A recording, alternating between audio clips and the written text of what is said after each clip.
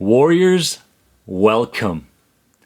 Listen, as people go through anxiety, as people go through overwhelm, hyperarousal, intrusive thoughts, bodily symptoms, it can be very challenging to pinpoint some of the things that we do unconsciously that is in fact contributing to us feeling further anxiety.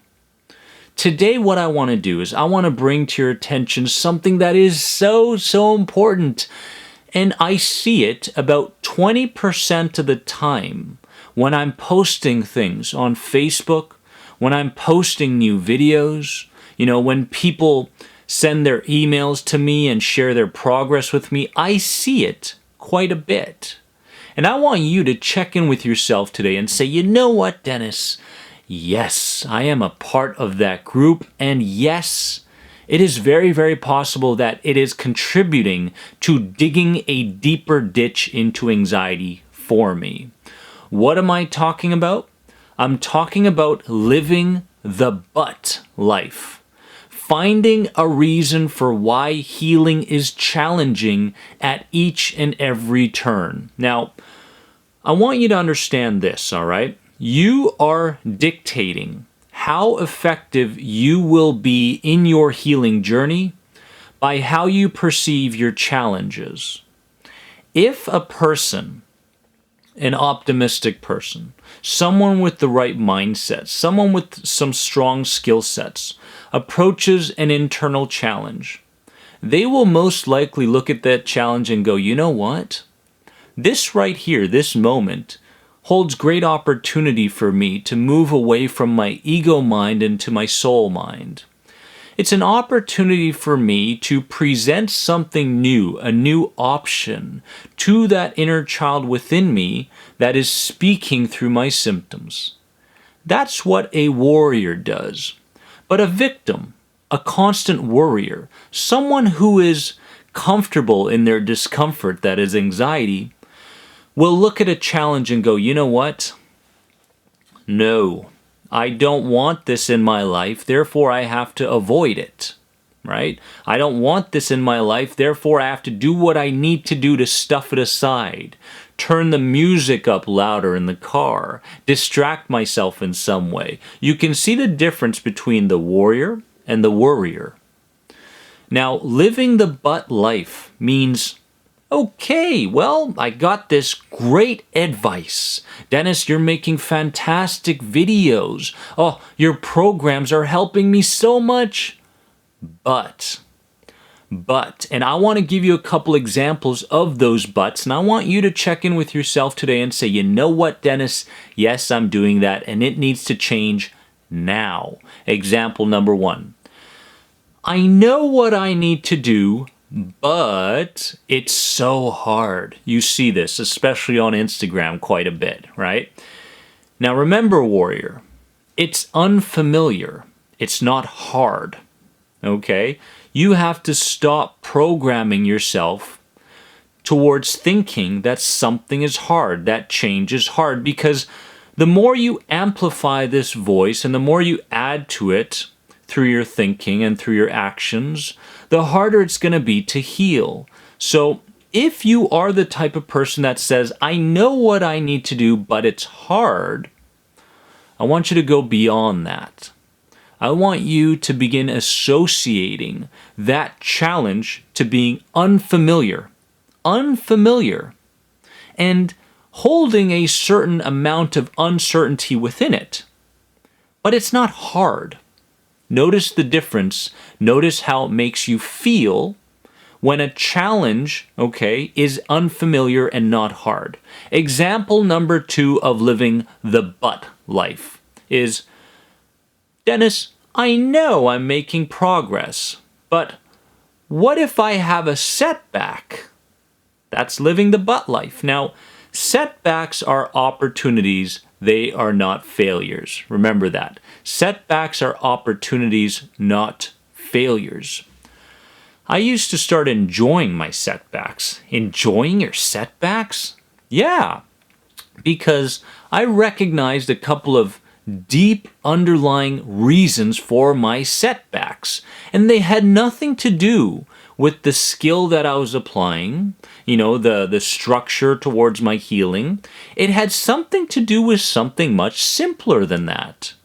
H, hunger.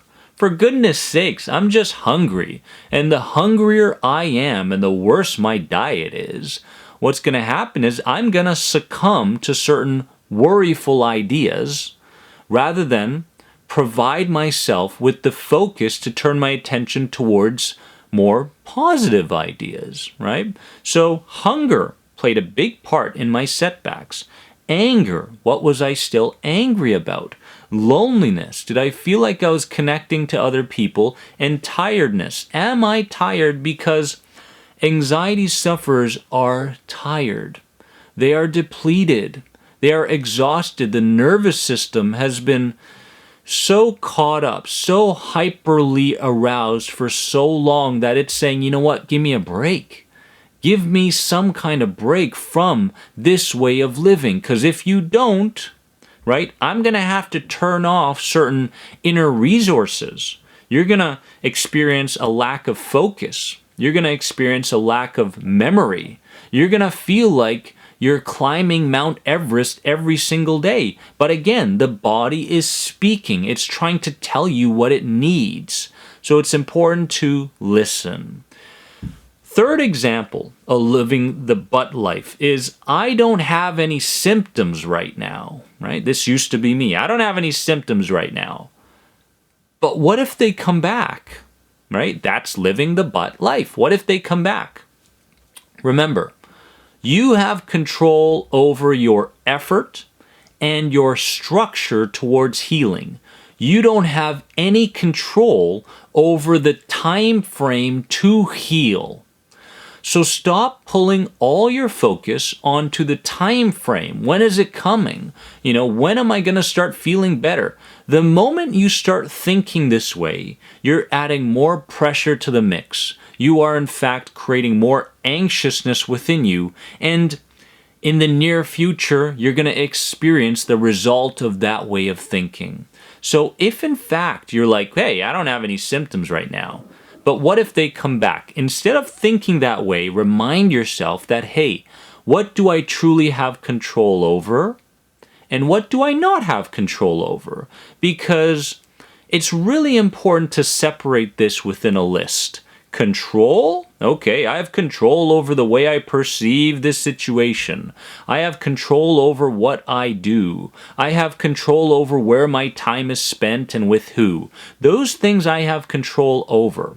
I don't have control over, many times, my emotional reaction to things, because that's an unconscious thing. And Buddha told us, a long time ago, he said, you may throw first darts. And when he's talking about first darts, it's the initial reaction to an experience. That's okay. But if you're throwing second darts, then that becomes a problem. Of course, I'm paraphrasing here, but let's understand what Buddha was trying to explain to us. Many times we don't have control over the initial reaction to a situation, but we do have the mindful ability to, move in a different direction away from that initial reaction. So again, control, no control. Example number 4 of living the butt life. I'm trying to change, people will say. I'm trying to change, but I feel like something's holding me back. Now, instead of getting caught up in that, I want you to get curious. Get curious, warrior, because it is these anchors that are weighing you down. The anchors are connected to your core beliefs. Your core beliefs are connected to your identity, and your identity pretty much was cemented by the time you were between 5 and 7 years of age. And all you've been doing is you've been thinking, speaking, acting in line with that cemented identity from between the ages of 5 and 7. So, it's really, really important to understand, hey, here I am in this journey. Here is where I'm living right now. I'm living with these ideas that aren't my ideas. These voices in my head are not even mine. They're mom's, dad's, my coaches, teachers, and so forth. I'm living with these beliefs, and these beliefs are a manifestation of repetition. Okay, I repeated these things over and over again, in my mind, in my language, in my physiology, that it became real. It became a core belief. Okay, so now I understand that it's a belief. This identity, I've practiced this identity, and I've grown habits around fulfilling this identity to the point where I have an anxiety disorder. Warrior, you're experiencing nothing more than habit. Nothing more than habit. Wow. What a difference from thinking that an anxiety disorder is connected to habit and nothing more. I want you to stop living the but life starting today.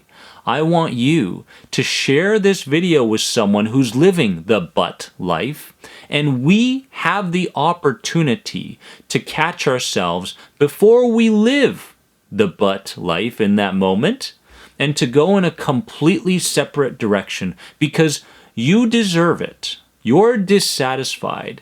You look at your results right now and you're probably saying, hey, this isn't the way I want to live. Good. That's a great place to start. The question is what are you going to do in order to fulfill your right of becoming a new identity and creating it rather than be led by it? Warrior, I love you from the bottom of my heart. If you have any other questions on any of my programs, head on over to this website right here. Remember that you are more than anxiety. Don't ever forget it. Comment below. Let's discuss.